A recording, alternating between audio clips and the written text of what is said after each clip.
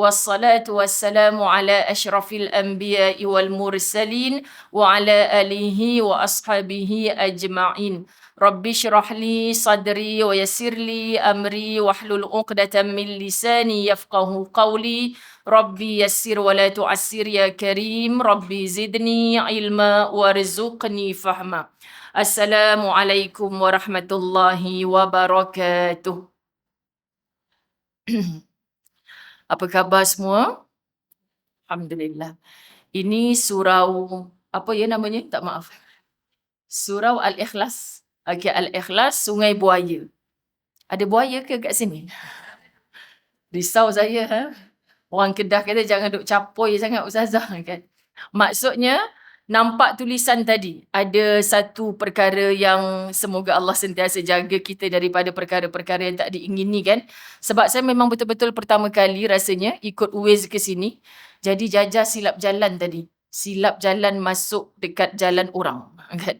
Orang semua hon, pasal apa pula kami duk hala sana, dia hala ke sini ni? Ya Allah Tuhan. Jadi sepatutnya muslimat dirahmati Allah tak boleh jadi macam gitu. Tapi Allah jaga kan, elok pula tak ada kereta kat situ. Pasal semua orang tengok lain macam, hon semacam ni. Tak ada orang kat situ, Masya Allah Tuhan. Jadi orang perempuan ni kadang-kadang dah ada, Waze ke Google Map ke dekat depan tu, kita tetap juga rasa keliru sebab kita tak pernah sampai kat situ. Jadi urut dada lah sekejap sahabat-sahabat rahmat Allah. Syukur Allah selamatkan. Kita dalam mood bersedih, tumpang, bersedih. Kita mendoakan saudara-saudara kita yang baru-baru ini diuji Allah Subhanahu Wa Taala masih melekat di fikiran kita. Mata kita masih terlihat-lihat, sahabat-sahabat dirahmati Allah. Jadilah kita orang beriman yang saling berkasih sayang, bercinta semata-mata mengharapkan keredaan Allah. Jadi kalau tanya pada hati yang turut bersedih, nak ketawa berlebih-lebihan, teringat saudara-saudara kita yang sedang menangisi keluarga tersayang, mati dalam keadaan yang begitu tragis. Jadi kita nak gelak lebih-lebih pun kita teringat sedihnya saudara kita. Inilah bila Ustazah pandang di dalam poster, tajuknya adalah cinta yang pudar. Saya pun tanya pada sahabat saya Jaja, ada mereka kata berkenaan dengan apa-apa ni Jam? Tak ada pula Ustazah. Sebab saya pernah dipanggil di Penang masa tu, ketika langit terbelah, tajuk dia. Saya pun jadi macam blur sekejap. Dia nak cerita pasal apa sebenarnya? Rupanya tentang ayat Allah Subhanahu Wa Taala. Kan memang kita jumpa ketika langit terbelah, tentang bumi, tentang bulan, tentang bintang, matahari dalam Quran. Semua Allah bersumpah dengannya, membuktikan maha besarnya Allah Subhanahu Wa Taala, kerana semua itu adalah makhluk yang dicipta oleh Allah Al-Khaliq. Muslimat, kita kalau setakat boleh buat meja ni jadi kukuh macam ni contoh, kita tanya, kan macam mana hang buat ni? Aku memang profesional dalam bertukang ni, kan? Mana hang dapat kayu, paku semua ni? Kan kayu ni sahabat dapat daripada mana? Lah kayu pun nak tanya, dapat kat kedai jual kayu kayan lah. Kedai tu dapat daripada mana? Daripada hutan yang ada kayu balak, segala jenis kayu. Siapa yang bagi pokok tu pada hang tu? Jawapannya adalah Allah. Hebat mana kita tak boleh mencipta seperti mana ciptaan Allah daripada tak ada kepada ada. Kita sekarang ada, bakal tiada, dan tiadanya kita beriman satu hari nanti kita akan dibangkitkan hidup semula yang selama-lamanya. Kalau nikmat syurga, khalidina fiha. Kalau di dalam neraka juga selama-lamanya. Kita takut sahabat-sahabat muslimin muslimat dirahmati Allah, kalau mana kita hidup atas dunia ini penuh dengan kedurhakaan kepada Allah, maka mengundang murkanya Allah. Bagaimana kita nak dapat pandangan simpati, kasih sayang, rahmat Allah kepada kita? Sebab orang masuk ke syurga itu hanyalah dengan redanya Allah. Ya, kita beramal soleh untuk mendapat redanya Allah. Tapi kalau dihimpun hanya dengan solat, puasa, zakatnya tak cukup kita nak merebut syurganya Allah. Tak ada tempat untuk kita. Sebab di sana ada ramai orang-orang saleh. Jadi sangka baik kita kepada Allah mungkin, sahabat-sahabat dirahmati Allah, keadaan-keadaan yang kecemasan, satu perkara ngeri yang kita tak pernah mimpi-mimpi berlaku. Saya terkenang bila saya ziarah saudara-saudara kita di bumi Aceh yang dulunya kena tsunami dan sebagainya. Tak ada perkara lain ustazah sekadar menyebut Allah ketika itu. Ketika kita mendengar kematian sahabat-sahabat kita MH17 dulu, orang duk berfikir masa nak terhempas tu agaknya perkataan apa yang keluar. Dan sudah pasti begitu juga dengan tragedi yang terkini, semuanya saudara Islam kita dan kita harap mudah-mudahan kalimah terakhir yang keluar di lisan mereka adalah Allah. Dan percayalah, kalimah Allah yang keluar walau hanya satu patah perkataan, tidak sempurna dengan asyhadu an la ilaha illallah. Contoh, wa asyhadu anna Muhammadar Rasulullah. Kalimah Allah sudah cukup menumbuhkan di hati mereka keyakinan bahawa saat ni dah tak ada siapa. Isteri, ibu, ayah, bos kat pejabat, semua tak boleh tolong aku. Hanya Allah. Dan sebenarnya kami belajar dalam kitab Al-Tahzan, Dr. Aid Al-Qarni mengatakan sahabat-sahabat dirahmati Allah, saat tali sepertinya diregang hampir putus, saat itu sebenarnya Allah sedang menunggu-nunggu lafaz Allah yang betul-betul ikhlas, tulus lahir daripada hati kita yang paling dalam. Saat kita merasakan apa, dah tak ada pertolongan siapa-siapa lagi dah saat ini, kecuali Allah. Dan masa itulah subhanallah kalimah yang paling dirindui, rintihan yang paling dirindui oleh Allah Subhanahu Wa Taala. Jadi mungkin saudara kita ini dulunya tak sempat berbuat amal ibadah yang banyak, lalu Allah pilih dalam suasana kalimah yang terakhirnya seikhlas-ikhlas kalimah Allah yang dimunajatkan. Syurgalah tempat mereka. Amin ya rabbal alamin. Sahabat-sahabat cinta yang pudar, kalau saya tanya berkenaan dengan apa ni? Sebab bila kita sebut satu kalimah cinta dengan Allah Subhanahu Wa Taala, kita harus bercinta, bahkan wajib. Dengan golongan para rasul, khususnya baginda Nabi Muhammad sallallahu alaihi wasallam yang menyampaikan ar-risalah kepada kita, utusan Allah Subhanahu Wa Taala, wajib mencintainya. Subhanallah. Bila Saidina Umar Al-Khattab mengatakan kepada Nabi sallallahu alaihi wasallam, dia mencintai Nabi Muhammad sallallahu alaihi wasallam, lebih mencintai Nabi sallallahu alaihi wasallam atau mencintai dirinya? Ditegur oleh baginda Nabi sallallahu alaihi wasallam, bukan mencintai diri dulu, mencintai Allah dan Rasulnya dulu. Subhanallah. Jadi kita tanya, dalam bersahabat, berkawan, bersaudara, adik-beradik hatta, jiran tetangga, kawan-kawan sekerja, kita sayang mereka kerana apa-apanya atau kerana Allah semata-mata? Kalau kerana Allah, sahabat-sahabat dirahmati Allah, biasa saja di kalangan adik-beradik nak merebut cintanya ibu dan ayah. Ni rasa kalau mak aku mati ni, gelang besar kat tangan tu tak sampai kat aku lah ni, sampai kat adik bongsu lah ni. Cinta kerana gelang tu ke? Cinta kerana Allah suruh mencintai ibu dan ayah. Maka tak dapat imbuhan apa-apa atas dunia kerana Allah suruh aku mencintai ibu dan ayah. Bila dapat cintanya ibu dan ayah, maka reda Allah pasti akan mendatangiku. Kita rebut redanya Allah melalui reda ibu dan ayah kita. Bagi orang yang belum bersuami, rebut redanya suami untuk mendapat redanya Allah. Ini jambatan-jambatan utama yang kita tak boleh nak runtuhkan, sahabat-sahabat muslimat dirahmati Allah. Jadi kita tepuk dada, tanya iman. Cinta yang pudar, terlalu banyak cinta yang kita nak sebut kepada Al-Khaliq yang menciptakan kita, kepada para makhluk yang didatangkan dalam kehidupan kita. Sudah pastinya kebiasaan kita hanya sayang, hanya cinta kepada orang-orang yang sekepala dengan kita. Ini bahasa mudahnya ya. Satu fikrah dengan kita, satu circle dengan kita. Sukarnya untuk membentuk cinta kepada orang-orang yang menguji kesabaran kita. Sedangkan semua ini telah dipertontonkan oleh baginda Nabi Muhammad sallallahu alaihi wasallam. Masya-Allah, ketika di bumi Taif disakiti, berlumuran darah, capalnya penuh dengan darah. Tapi bila ditanya, nak ke seluruh gunung-gunung di bumi Taif ini diubah menjadi kerikil-kerikil kecil untuk engkau balingkan semula kepada mereka yang menyakitimu, ya Rasulullah? Tak. Kalau mereka mengetahui, mereka takkan buat lagu ni pada aku.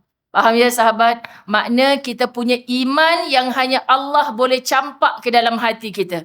Syukur. Syukur sungguh-sungguh kita masih hidup dalam iman. Kita masih kenal Tuhan kita siapa. Kenapa solat? Sebab Allah perintahkan. Kenapa ingat mati? Sebab semua orang akan pasti menuju ke situ. Tak kira tua, tak kira muda, tak kira sakit, syarat mati itu hanyalah hidup. Saat ini kita bernafas, Satu hari pasti kita dah tak boleh bernafas. Saat mati itu kita nak bertemu dengan siapa? Kita pulang kepada Sang Rabbul Izzati. Jadi izinkan saya hanya satu yang paling termaktub di dalam ayat-ayat Allah tentang kalimah cinta yang saya ambil beberapa ayat daripada Al-Quran. InsyaAllah cinta yang pudar kita ambil tadabbur daripada beberapa ayat. Suratul Baqarah ayat 165. A'udzu billahi minasyaitonir rajim. Walladzina amanu asyaddu hubban lillah. Orang-orang yang beriman lebih kuat cintanya kepada Allah. Sahabat dirahmati Allah, cuba kita tanya kepada diri kita. Allah suruh tutup aurat, kita tutup aurat. Allah suruh kita berada dalam majlis ilmu, kita patuh. Allah suruh kita puasa dalam bulan Ramadan. Hatta ibu-ibu meneruskan dengan puasa-puasa sunat Isnin, Khamis dan sebagainya.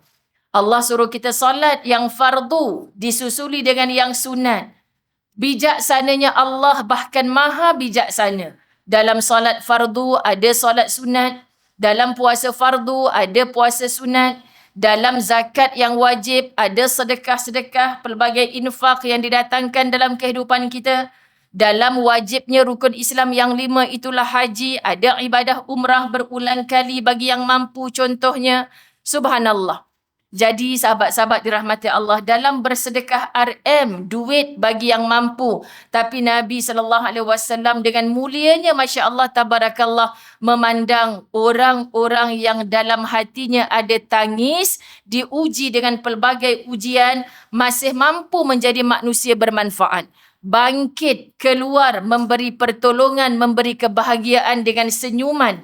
Dan hanya dengan senyuman itu juga dipandang sebagai sedekah. Masya Allah, sebab itu syurga Allah bukan dihuni oleh si kaya sahaja. Bahkan katanya Nabi SAW, berapa ramai orang-orang miskin yang terpilih untuk menghuni syurganya Allah. Syaratnya kita punya iman. Maka bila orang datang, Ustazah dia tu tak reti malu ke?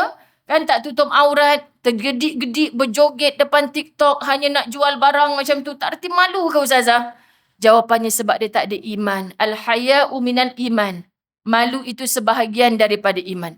Ustazah, kenapa kotor sangat ni? Biarlah kita duduk dekat rumah bawah jambatan sekalipun. Kan ada satu ketika dulu orang duk viralkan duduk dalam rumah sampah, sahabat-sahabat rahmat Allah. Minta maaf kata, kalau dia orang beriman, dia takkan memilih untuk duduk di kediaman begitu. Sebab macam mana dia nak solat dan sebagainya, dia tidak berumah. Kita bukan menghina dia. InsyaAllah kalau ada AJK masjid tak bagi tinggal dekat situ pun, kerana imannya dia tumpang tandas, tumpang bilik air, setiap waktu ada dekat masjid pasti mengundang simpatinya ahli karya. Saya duduk seorang-seorang je pakcik. Pakcik nak tak kerja jadi guard saja dekat rumah. Saya bayar gaji RM500 sebulan. Banyak sangat dah kalau 500 tu dah cukup dah makan saya. Alhamdulillah ada je orang simpati, orang kesian. Tapi kenapa menagih simpati dengan duduk di rumah sampah? Orang buatkan rumah sahabat-sahabat mati Allah pun tak nak pergi duduk. Sebab apa? Sebab dia memang sengaja memilih dalam kekotoran, memilih duduk dekat tempat yang bernajis. Minta maaf. Dipaparkan di kaca-kaca televisyen, orang pergi ziarah singgah. Kesian Ustazah orang miskin ni. Dia hanya duduk kais-kais tanah bawah rumah dia, rupanya dia terpaksa makan ulat kerana kebuluran. Bila kita pergi ziarah, kita pergi, dak, sebenarnya ulat ni memang makanan kegemaran kami. Tu dia, sahabat dan mati Allah. Demam kita dengar. Ya Allah, jadi rupanya yang terpapar di kaca-kaca TV kita, di media sosial kita kena tabayyun dulu. Walaupun nampak macam kesian, simpati. Rupanya kerana tak ada iman, dia tak fikir dah halal ke haram. Dia tak fikir bolehkah kita duduk kat sini. Macam mana nak solat kalau jelas-jelas laluan najis, tak bau busuk ke? Subhanallah, iman ini tak boleh diwarisi. Tak boleh dijual beli di mana-mana. Kita minta hidup dalam iman, mati dengan iman, masuk ke dalam syurga bersama orang beriman. Sahabat-sahabat dirahmati Allah. Sebab Allah je yang boleh campakkan ke dalam hati kita. Subhanallah.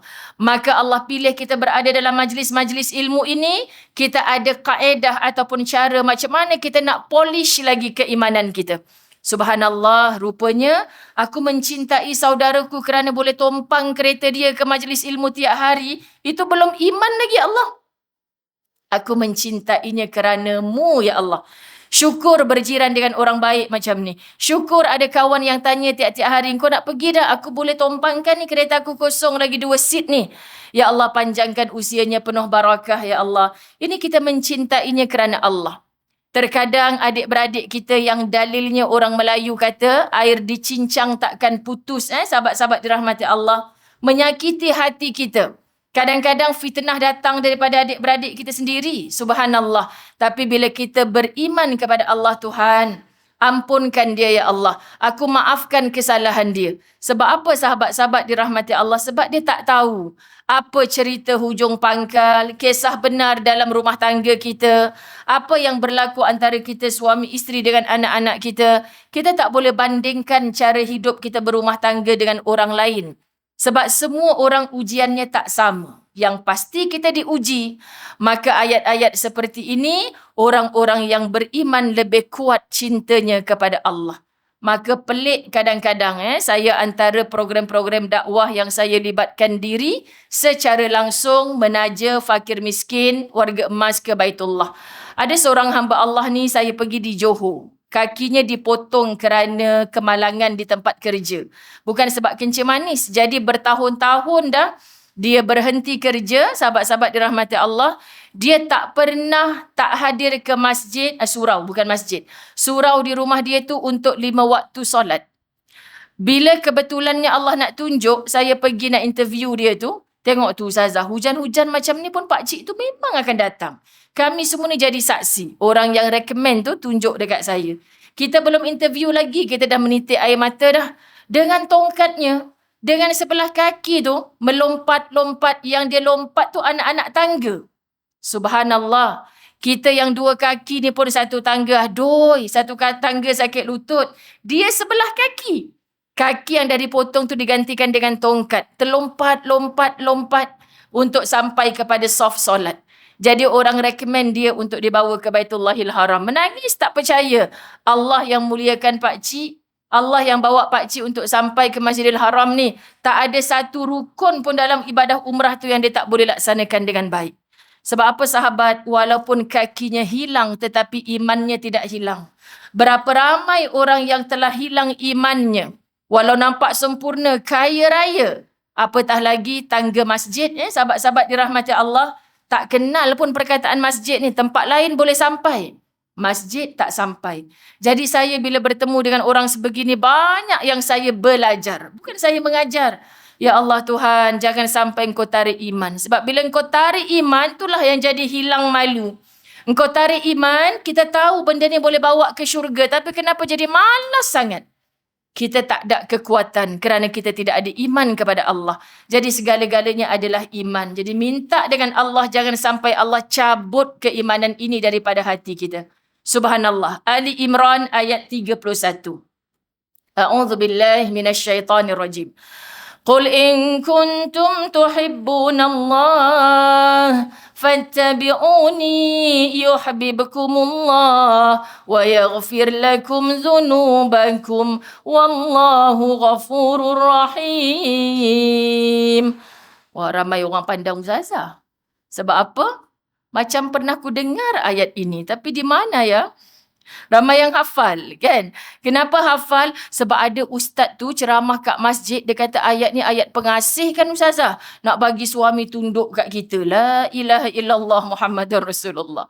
Sahabat-sahabat dirahmati Allah kan? Ibu-ibu nak amal-amal lah. Tapi kalau suami tak tunduk kat kita, jangan cari Ustazah. Sekian dimaklumkan. Sebab doa amal lah ayat 1000 dinar, kan? Tapi kenapa saya miskin Ustazah? Tak kaya-kaya pun. Dah mu tampal saja, gantung saja. Baca pagi petang tapi tak menghayati. Wa may yattaqillah, yang bertakwa kepada Allah, Allah jamin akan diberi rezeki daripada sumber yang tak disangka-sangka. Dan kau tidak ada takwa kepada Allah, salahkan Allah pula. Saya dah baca ayat 1000 dinar ni Ustazah, tapi tetap apa kedana. Penipu punya orang yang jual hot tadi tu. Dia kata kalau tampal ni kat rumah takkan miskin. Oh, kan percaya sangat sahabat rahmat Allah. Tuhan kita siapa sebenarnya? Tuhan kita Allah. Sebab itulah berhati-hati dengan ayat-ayat. Ia daripada Quran. Tapi siapa yang bercakap akannya? Allah. Allah cakap kepada Nabi Muhammad sallallahu alaihi wasallam, jika kamu benar-benar mencintai Allah, wahai Muhammad, ajarkan kepada semua mereka ni, kalau kamu benar-benar mencintai Allah, fattabi'uni, maka ikutlah akan daku. Bila Ustazah Zai sampai kepada fattabi'uni, mokcik-mokcik yang ajar Ustazah Ustaz tu kata bila sampai dekat fattabi'uni, pejam mata seru nama suami kita 44 kali. Kan? Orang Sungai Buaya jangan sahabat-sahabat rahmat Allah, sebab takut nanti fattabi'uni pejam mata Pak Mat 44 kali. Kau dah kenapa balik kuliah Ustazah tak lalat tu? Tiba-tiba Pak Mat kan? Abang Mat. Subhanallah, sahabat-sahabat rahmat Allah. Habis tu kalau fattabi'uni sebut nama lelaki 44 kali, cik, bila nak sambung ayat hujungnya tu? Terlelap kita kalau 44 kali nak sebut. Jawapannya sahabat, fahamlah sungguh-sungguh. Kalau kau benar-benar mencintai Allah, ikutlah aku, kata Nabi SAW. Jadi seorang Muzayyanah Abdullah tu amallah juga ayat ni. Tapi bila nak sebut fattabi'uni ni sahabat, ya Allah, kerdil diri yang besar ini, kan? Rasa macam mana kerdil tu? Aku dah ikut Nabi ke belum, ya Allah? Itu yang sepatutnya kena ada dalam diri kita. Kita kena ikut Nabi sungguh-sungguh. Sebab nak dicintai oleh Allah, pintu gerbangnya adalah cintanya baginda Muhammad sallallahu alaihi wasallam. Nak khusyuk dalam solat, kita belajar macam-macam. Tapi kenapa macam tak khusyuk lagi Ustazah? Kenapa rasa macam tak tenang lagi?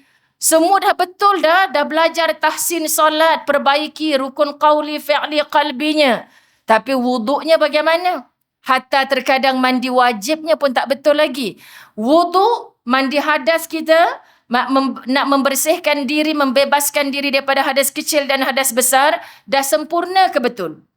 Sempurna ke belum? Sempurna ke tidak? Kadang-kadang sahabat dirahmati Allah, cara berwuduk tak betul. Tapi kita mengharapkan solat kita yang khusyuk. Solat kita betul. Jadi itu kita tak perbaiki lagi. Kita nak sampai kepada Allah Subhanahu Wa Taala.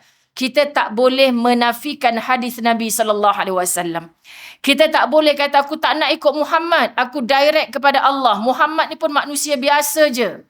Siapa yang mengangkat dan mengiktiraf Muhammad sallallahu alaihi wasallam sebagai khatamul anbiya? Bukankah itu Allah Subhanahu wa taala punya pilihan? Bukan pilihan sesiapa. Jadi mereka di sana menempelak, kenapa dipilih Muhammad? Yang miskin, yang yatim daripada kecil, yang tak punya anak lelaki, dimatikan oleh Tuhannya anak lelakinya ketika usia mereka masih kecil. Sebab itu ketika datangnya inna a'tainakal kautsar fasalli li rabbika wanhar inna syani'aka huwal abtar. Mereka duk sebut abtar ni, orang-orang Arab ni duk rasa macam putus. Muhammad ni putus sebab tak ada anak lelaki yang akan mewarisi dia, yang hidup semua anak perempuan. Betul kan sahabat-sahabat muslimat dirahmati Allah? Allah tak pernah silap dalam buat keputusan. Apa yang ditakdirkan oleh Allah pada diri kita tidak ada yang sia-sia. Bayangkan Nabi Muhammad sallallahu alaihi wasallam, menantunya adalah Sayyidina Ali, pun ada yang nak mengangkat menjadi nabi. Sedangkan Nabi sallallahu alaihi wasallam tak mungkin ada penggantinya lagi, khatamul anbiya. Penutup, penghabis kepada segala nabi. Kenapa kalau anaknya dihidupkan masa kecil, mungkin ini perbahasan ulama, ada yang mengangkat anak-anak Nabi menjadi Nabi, Rasul yang wajib diketahui yang ke-26, yang ke-27. Betul kan? Jadi maha bijaksananya Allah Subhanahu Wa Taala. Jadi fattabi'uni, ikutlah akan daku, yang mana aku dah ikut. Ya, makan tangan kanan, jangan makan tangan kiri. Biar pilah kita diuji Allah Subhanahu Wa Taala, orang tangan kiri ni bijak matematik. Orang tangan kiri ni pandai, sahabat-sahabat. Tapi takkanlah bila Nabi SAW makan kot tangan kanan, kita kata kita nak makan kot tangan kiri jugalah. Dah Allah yang jadikan kita kidal. Cuba dulu, paksa. Kenapa kita tepuk tangan anak kita bila dia makan tangan kiri? Kita nak ajar di peringkat usia kanak-kanak, mana tangan baik? Sebab yang baik itu di sebelah kanan. Mana tangan tak baik, jangan guna tangan tak baik. Orang bagi barang, sambut dengan tangan kanan. Bukan dengan tangan kiri. Hak tu kita ikut belaka dah orang Melayu. Jangan makan daging babi, ikut sungguh. Dengar je sebut babi. Apa ustazah ni duk sebut babi kan? Sahabat rahmat Allah. Dosa lah Ustazah Mama tu cakap babi. Sebutlah khinzir, dia katakan muslimat. Bukan sama ke bendanya? Jadi maksud nak sebut muslimat dirahmati Allah, babi tu haram, dia ajar. Tapi rasuah haram, riba haram, menipu tu tak boleh. Bukan golongan kami, kata Nabi SAW, orang yang menipu. Kita tak ajar mereka, bahkan terkadang kita yang tipu anak-anak kita. Kita yang tipu suami kita. Anak kata, Mama bukan tipu. Kau diamlah, jangan cakap bapak kau. Kan sahabat dirahmati Allah. Kan anak pun confused. Kau diam. Bapak kau balik, kau cakap, kena kau. Kan sahabat. Jadi kita bila ngajar anak kita, jangan menipu dosa. Anak confused. Mana satu nak kot ni kan. Semalam dia tipu ayah. Kan, hari ni dia cakap kat aku, jangan menipu pula. Subhanallah, sahabat-sahabat.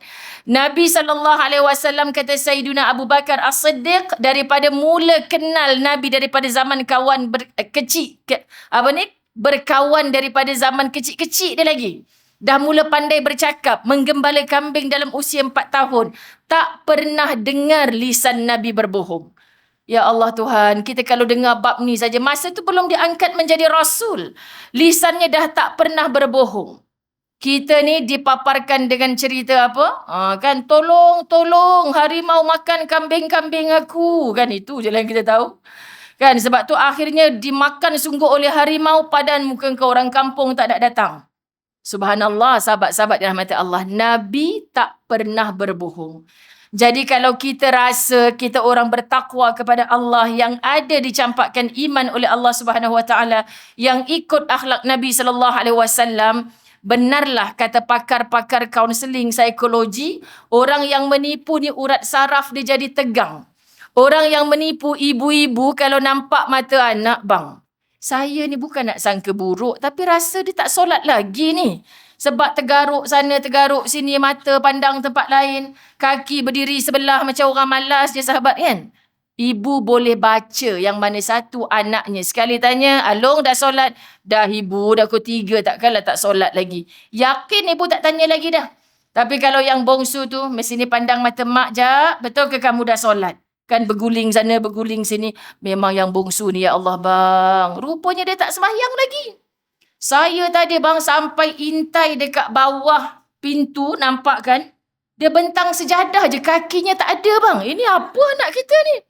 Tu sebab dia keluar bilik tu, saya tanya, kau dah solat belum ke? Kau dah solat betul ke tak? Dah lah mama, takkanlah.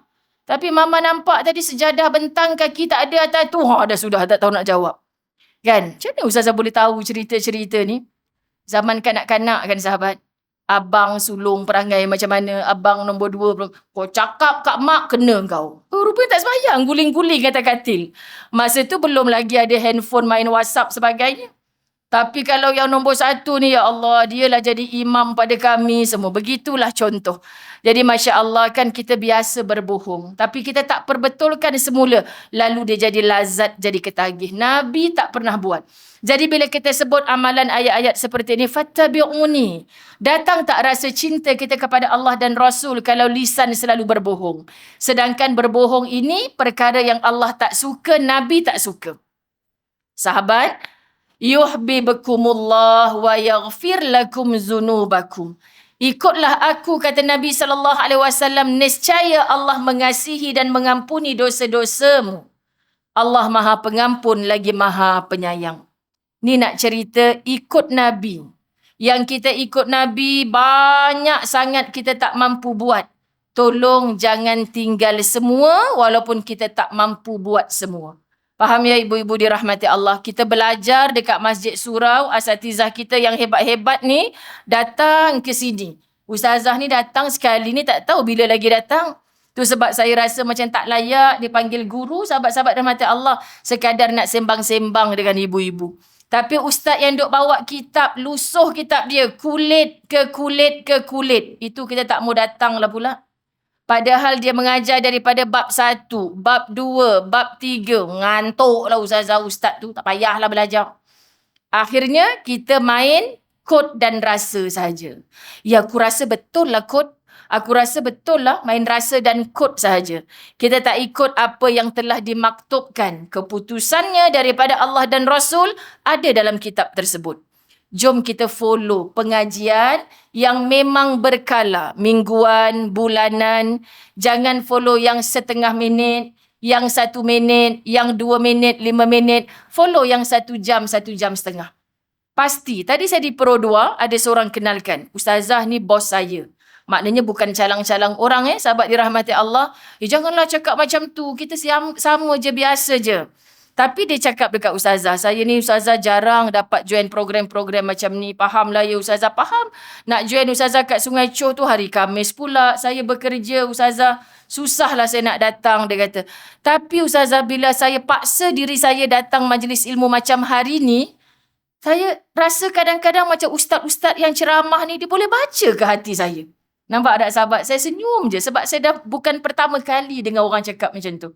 Kita ada masalah, kita datang majlis ilmu, kita rasa, ustaz ni diperli aku ke apa? Tu masalah aku tu. Jawapan aku ada pada yang ustaz ni cerita ni. Sebenarnya Allah yang pilih kita untuk berada dalam Raudatul Jannah. Kan, jadi ibu-ibu tak payah angkat tangan. Ustazah saya nak tanya, malam tadi Ustazah mimpi pasal saya ke? Tak payah. Daripada orang tak tahu kita gaduh dengan lelaki, terus jadi tahu kan. Kenapa dia tanya soalan macam tu kat Ustazah tu? Subhanallah sahabat, Allah yang pilih kita. Sebab Ustazah pun selalu sebut di mana-mana, Tuhan, Allah lorongkan kita. Allah nak beri keampunan, Allah nak kasih kepada kita, ikut Nabi. Apa yang kita nak ikut Nabi? Sabarnya Nabi. Apa yang kita nak ikut Nabi? Istiqamahnya Nabi. Kita sikit-sikit aku dah hilang sabar, dah dapat laki macam tu. Kan sahabat rahmat Allah. Hilang sabar. Sedangkan kita dah bertahan dalam sabar itu 20 tahun, 30 tahun. Entahkan sikit, tak sampai 30 tahun pasti, tak sampai 13 tahun, 3 tahun pun belum tentu. 3 bulan pun belum tentu. Sahabat, kalau kita baca kronologi kapal terbang persendirian yang terhempas itu, ada kisah daripada ayahnya, kisah daripada isterinya. Tak sangka itu adalah pertemuan yang terakhir. Jadi kalau cinta kita bukan lagi cinta yang pudar, kita selalu kata, aku mencintainya kerana-Mu ya Allah.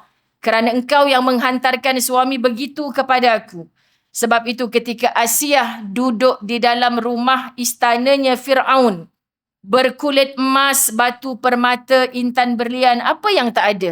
Tapi hanya seperti seekor burung yang didudukkan di dalam sangkar emas. Tak boleh keluar, tak ada kebebasan.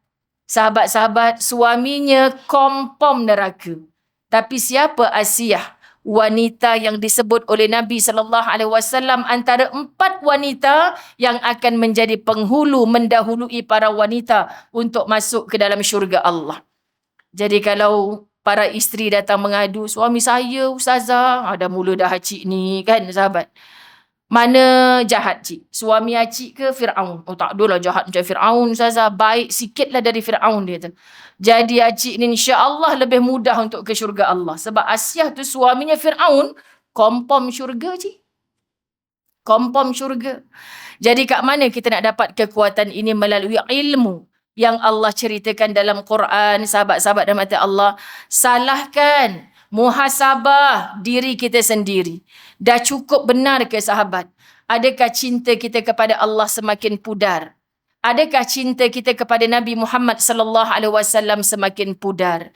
Lisan kita kata kita mencintai Allah, tetapi apa saja yang dicintai oleh Allah kita selalu mengalahkan, berperang dengan nafsu sendiri, tapi yang kalah adalah kita.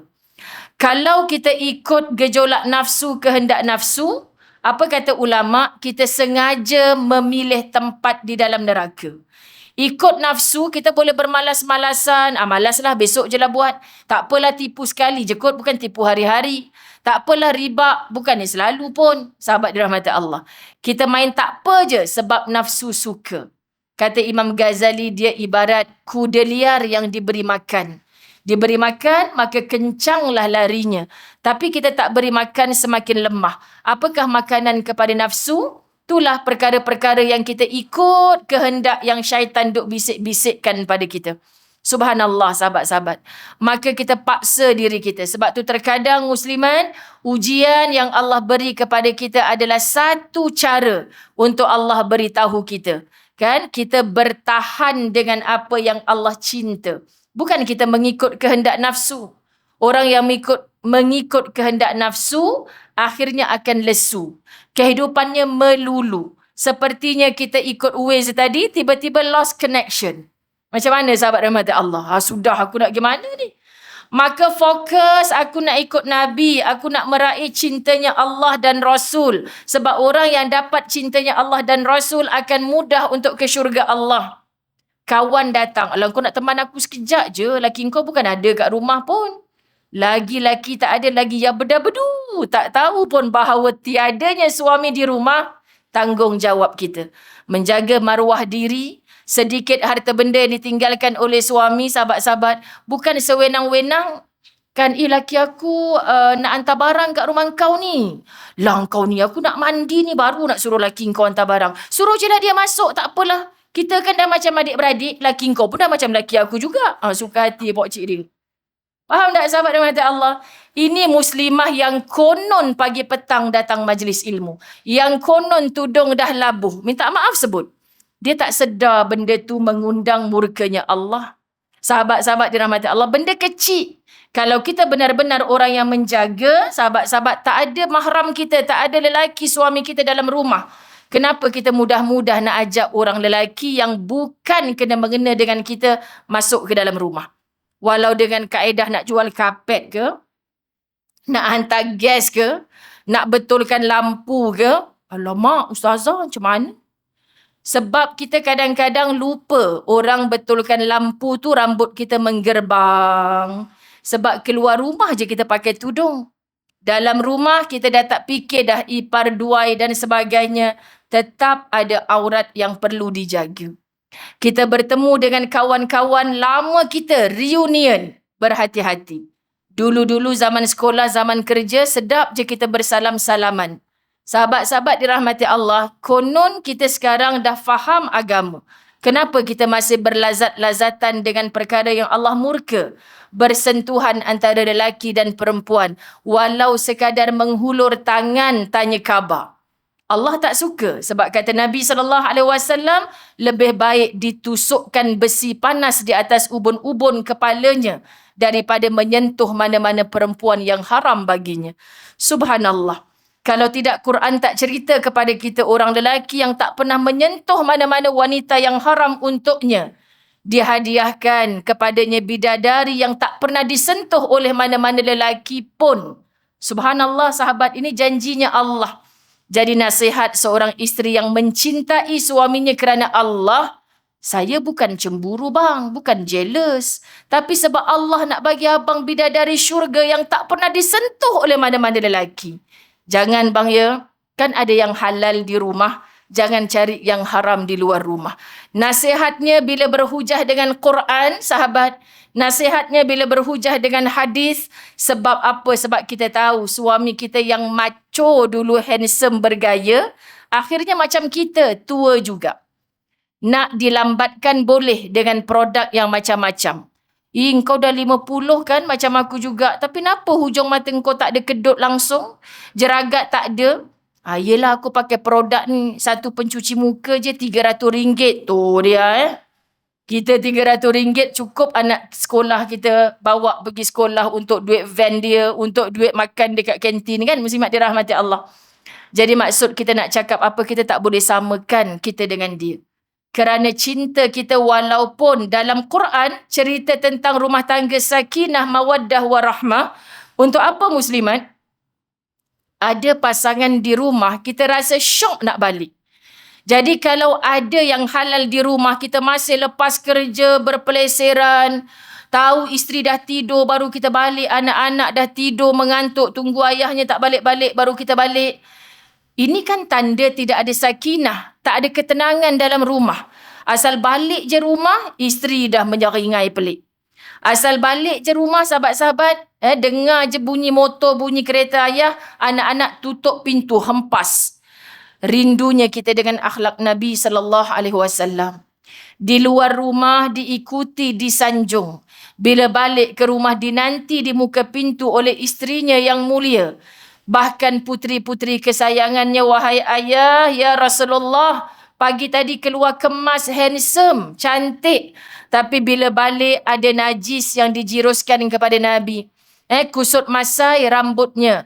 Maka ditangisi oleh anak-anaknya. Dibersihkan tubuh yang mulia itu. Nak cerita baliknya sosok tubuh yang mulia ini ditunggu oleh isteri dan anak-anak.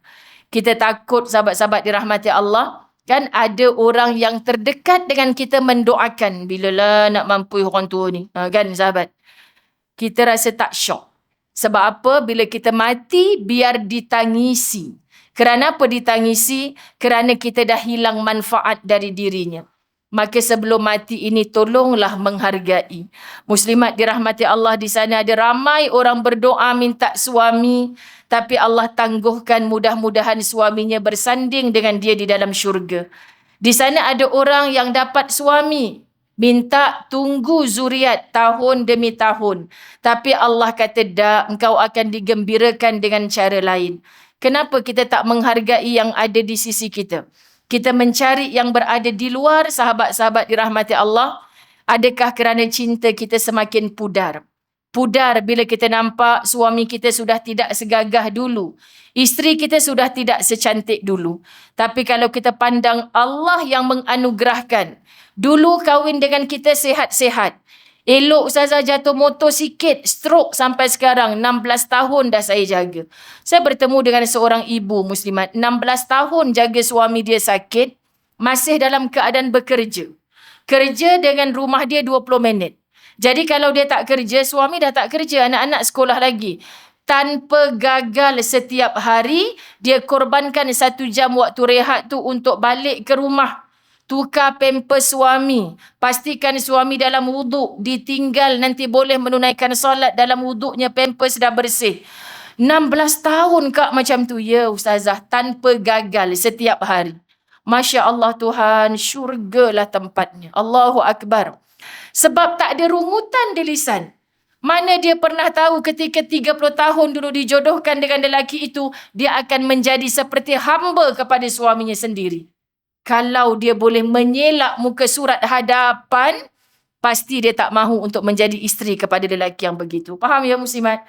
Jadi saya kata, benarlah ya Allah, engkau pilih hanya kepada orang yang mampu.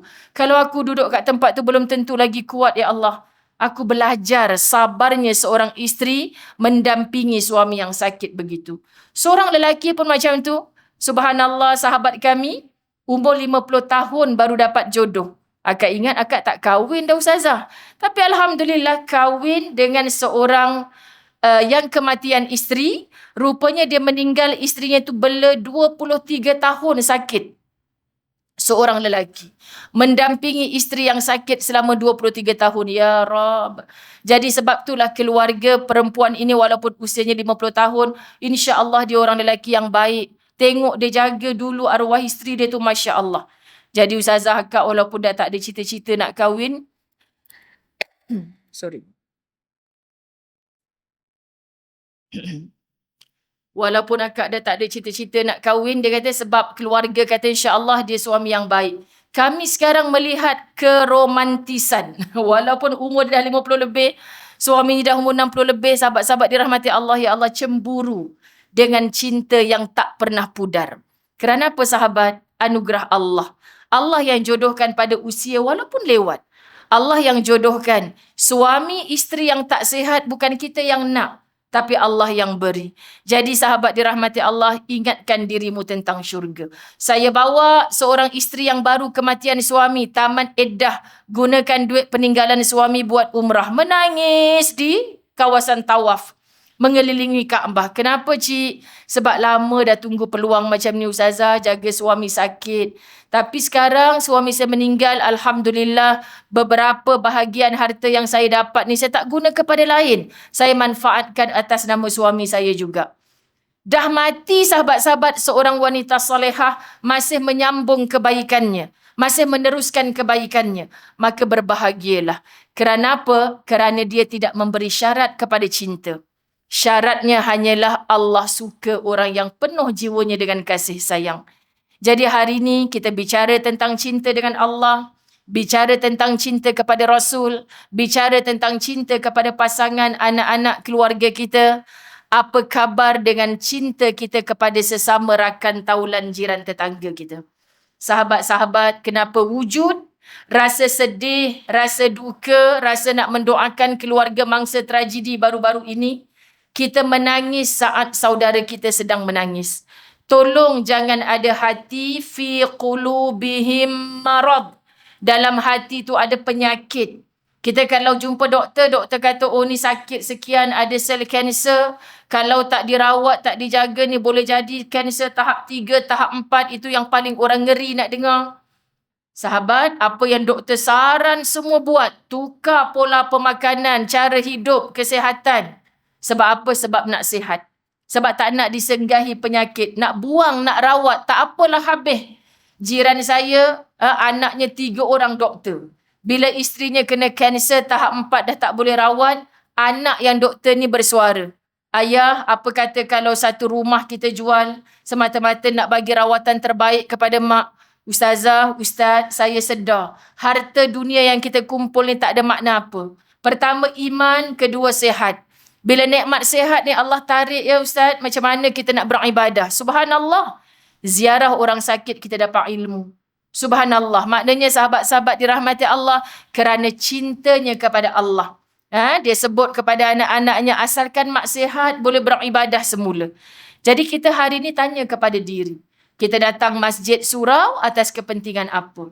Kita berbaik dengan jiran tetangga, kekal menjadi anak yang baik walaupun adik-beradik kita buat tak kisah dengan mak ayah kita. Di situ ada syurga kita. Jangan miliki hati yang bila orang susah, kita yang seronok bergembira. Jangan miliki hati yang saat orang gembira, kita pula yang resah susah. Kenapa rezeki itu pergi kat dia, ya Allah? Kenapa bukan aku? Kenapa dia yang dapat, ya Allah? Kenapa bukan aku? Ini penyakit hati yang sudah kronik, kritikal. ICU terus dah. Sahabat-sahabat dirahmati Allah. Jadi sebelum di ICU kan, jom kita pindah ke ward biasa. Faham ya? InsyaAllah orang datang ziarah masih boleh sembang-sembang lagi. Orang bawa anggur boleh makan walaupun 3 biji, tak makan 3 kilo. Sebab apa? Sebab masih lagi ada harapan. Tapi kalau hati itu sudah rosak, sahabat dirahmati Allah, Allah yang jamin dan janji Allah akan tambahkan lagi penyakit itu. Itu sebab mula-mula duk dengki kat orang. Lepas tu rasa nak sihir orang. Lepas tu sahabat-sahabat bukan orang tu saja disakiti. Kan dia fitnah macam-macam lagi. Lalu Nabi kata, fitnah ini lebih dahsyat dosanya daripada membunuh. Tak faham Ustazah. Sebab kalau kamu membunuh yang mati dia seorang, sedih boleh dirawat, insya-Allah. Tapi kalau mu fitnah bapaknya, isterinya dah jadi malu nak pergi masjid, orang surau semua pandang dia. Anak-anak dah malu nak pergi sekolah, kawan asyik tanya, betul ke bapak engkau gini, gini, gini? Jomlah kita hijrah, kita pindah kawasan. Siapa pun tak tanya dah. Tak ada siapa dah nak soal kita dah tentang tu. Rupanya benda tu fitnah je. Macam mana kamu nak minta maaf? Disebarkan pula sahabat-sahabat dirahmati Allah. Berapa ramai orang share, berapa ramai orang like. Kita tidak tabayun itu kisah benar atau tidak. Sedangkan walaupun itu kisah benar, kita cakap di belakang dia. Itu disebut mengumpat. Tafsir wailul likulli humazatil lumazah menceritakan jelas. Alah Ustazah, saya bukan ngumpat. Saya cakap benda yang betul. Ini bukan fitnah. Benda betul, tapi kalau tanya kat dia, hang suka dah orang duk bercerita pasal hang ni? Sahabat rahmat Allah, tak sukalah Ustazah orang cakap belakang saya. Memanglah itu kesilapan saya. Jangan bercakap walaupun itu perkara benar. Sebab kalau tuan badan tahu, tuan badan tak suka. Itu dikira mengumpat.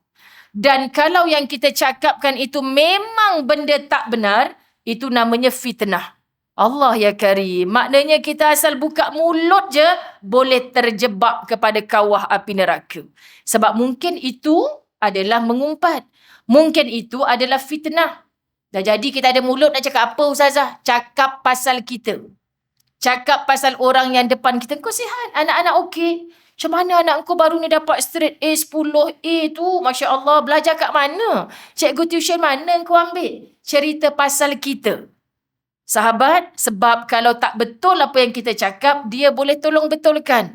Tu orang cakap je, tak. Anak aku sebenarnya bukan belajar dengan cikgu tu. Belajar dengan cikgu ni. Orang je cakap-cakap. Kan sahabat tadi saya tergelak bila Jaja cerita. Ustazah, betul ke orang kata dengar daripada kapal terbang tu Allah, Allah, Allah kan? Ya ke je? Ustazah tengok juga video tu. Ustazah rasa bukan suara dari kapal terbang tu. Orang yang pegang handphone tu ambil video. Ya Allah, ya Allah, ya Allah.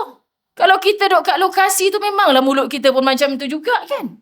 Itulah kan Ustazah, manusia dia pandai-pandai je. Itulah Ustazah ingatkan kotak hitam tu dah memberi suara pada kita Allah, Allah. Pandai-pandai je masing-masing kan. Tak pasal-pasal lah nak Jamaluddin Jarjis dan sebagainya. Sahabat dirahmati Allah. Itulah kita jangan duk syok sangat. Jangan jadi ajulah. Sebab Allah yang sebut kita ni manusia memang sifatnya tergesa-gesa. Nak jadi orang nombor satu, nak jadi orang nombor satu. Kalau kamu betul-betul mencintai kerana Allah. Kalau cinta sudah pudar sahabat, saya malu nak cakap benda ni dengan jiran sebelah rumah. Kalau jumpa cakap, Kak, ya Allah, sebulan sekali nak jumpa pun payah kita ni Kak. Sebab tu saya wajibkan diri saya sebulan sekali paling kurang duduklah dekat surau, boleh jumpa makcik-makcik surau. Ustaz balik baru ni yang malam Jumaat. Makcik-makcik tu semua tanya, Ustazah sihat ke Ustaz? Lama tak jumpa. Lama. Rasa tak sampai sebulan bang. Jadi maknanya ada rindu, ada kasih sayang. Dengan kejiranan. Walaupun kita tak jumpa. Adik-beradik kan sahabat? Sebab kadang orang tanya, Ustazah, saya dah kematian mak ayah ni, saya tak balik kampung.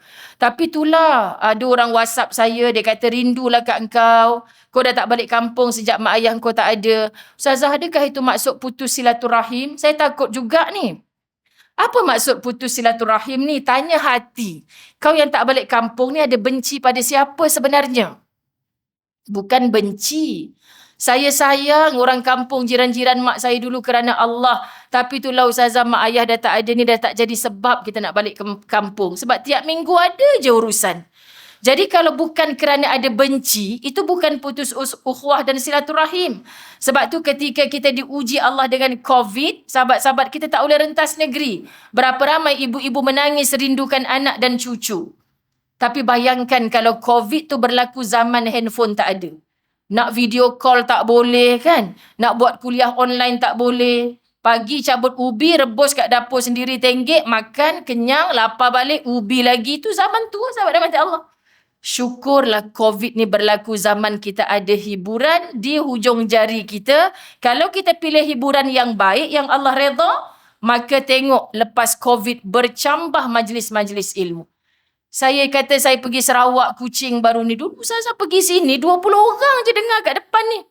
Mana datang ramai-ramai sampai 200 orang sekarang ni? Ustazah, sebab ada kuliah online masa PKP. Kami dihentak dengan ustaz-ustaz dalam talian. Datang majlis ilmu. Dengarkan ilmu, tak faham, terlelap pun tak apa. Terus buka mata yang ngantuk tu. Sahabat rahmat Allah kan. Tak apa, sakit pinggang, sakit paha, tak apa, dia katakan. Yang penting duduk bersama malaikat rahmat yang dihantarkan ke dalam majlis ilmu. Ya Allah, Ustazah sedar diri bila masjid dah tutup, baru sibuk nak cari tempat masjid dan surau. Subhanallah sahabat, lepas COVID sepatutnya rumah-rumah Allah makin imarah. Saya merayu yang dekat dengan satu-satu tempat, jangan hanya selesa online. Sebab kalau begini tak faham, kan? Kalau suami balik nanti suami tanya, Ustazah ngajar apa? Entahlah bang, tudung dia biru hari ni, kan? Kita bukan ingat sangat pun sebenarnya. Ustazah pompe, tak ingat.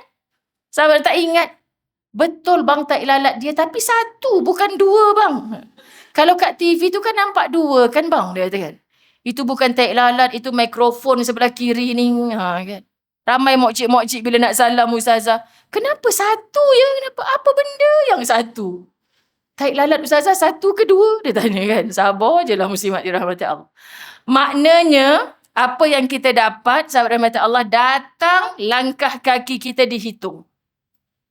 Bukan kerana kawan kita ajak. Sebelum COVID, ada kawan A ajak majlis ilmu. Lepas COVID, tak muncul dah dia.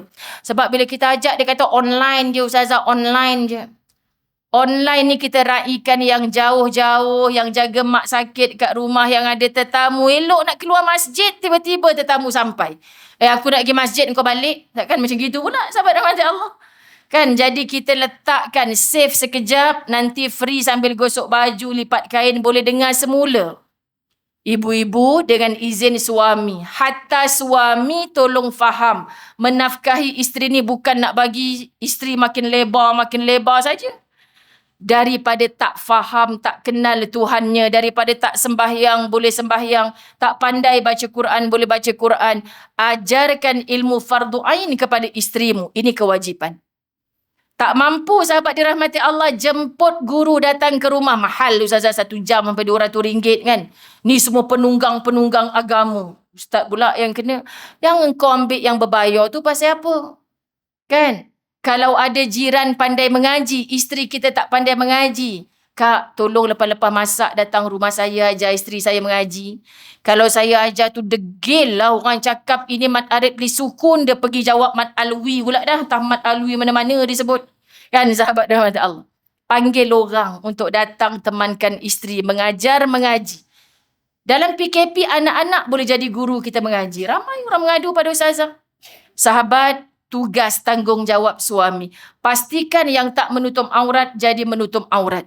Jadi ini yang kita nak sebut faham. Ilmu akidah, ilmu ibadah ataupun syariah fiqh, ilmu akhlak tasawuf.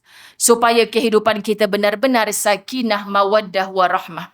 Sahabat, yang muda pasti tua. Yang baru pasti akan menjadi lama. Bila saya sebut, mak, cantik tak baju? Memanglah cantik, dah baru. Kalau kau pakai lama sikit, nanti kau pun mesti dah tak suka kat baju tu. Alamak, deepnya. Yang baru memang semua macam tu. Sahabat-sahabat rahmat Allah. Tetapi, bila kita memandang yang maha hidup, tidak akan ada mati-matinya. Kita memandang yang maha pengasih. Biasa saja dulu dia sayang kita, tapi sekarang dah tak berapa sayang. Mungkin itu pasangan kita, mungkin anak-anak kita. Lepas dapat mak mentua, ustazah asyik balik rumah mak mentua, tak balik rumah saya. Ibu, itu antara ujian kita. Sebab tak pernah kekal. Jadi yang pudar adalah cinta kepada makhluk. Tolong jangan pudarkan cinta kita kepada Al-Khaliq selama-lamanya. Sahabat-sahabat, kita sakit, perit, seksa kalau kita tak dapat cintanya Allah. Kita akan sakit di sana kalau kita tak dapat cintanya Rasulullah. Bagaimana dia nak memberikan baginda sallallahu alaihi wasallam syafaat kepada kita. Maka untuk dicintainya, sahabat-sahabat, perbanyakkan salawat. Perbanyakkan mengikut sunnah Nabi. Apa perintah Allah tak payah banyak cakap, terus buat. Apa yang Allah suruh tinggal, larang, terus tinggal. Kerana apa kau tinggal ni? Dulu kau biasa je buat. Dulu aku jahil. Dulu aku tak tahu. Aku bertaubat kepada Allah mulai saat ini. Aku tak nak ulang dah. Tak nak buat dah. Termasuk gambar-gambar kita yang dulu tak menutup aurat. Jangan di-sharekan memori Facebook yang begitu. Marah kawan kita. Pasal apa tak delete gambar kita tak tutup aurat? Kenapa berbangga dijadikan profile picture? Kan sahabat dirahmati Allah? Toke tongges dekat kedai runcit. Lah aku ingat siapa hantar mesej kat aku ni? Ni kau ke ni Mila? Alah zaman muda-muda dulu. Oh rambut macam ni kau dulu Ratu Kebaya ya? Alah tu dulu. Seronok pula cerita dekat orang sahabat. Alah sekarang bukan pakai dah ustazah macam tu. Dah tutup aurat sempurna. Tapi masih merasa seronok dengan dosa yang kita pernah buat. Itu belum taubat. Raihlah cinta Allah dengan taubatan nasuha. Raihlah cinta Allah dengan banyak zikrullah. Raihlah cinta Allah dengan hanya terus buat, yakni beramal. Bukan hanya banyak cakap tapi buatnya tidak. Saya pohon ampun maaf sahabat-sahabat. Semoga menjawab beberapa persoalan di dalam minda kita, di dalam jiwa kita. Setiap Sabtu Ahad pagi saya di TV Al-Hijrah. Jumaat, Sabtu, Ahad sekarang bersilih ganti dengan Al-Fadhil Ustaz Nazri untuk rancangan Waalaikumsalam. Jadi saya tergelak dengan TV Al-Hijrah ni. Korang ni tak cukup pagi Assalamualaikum.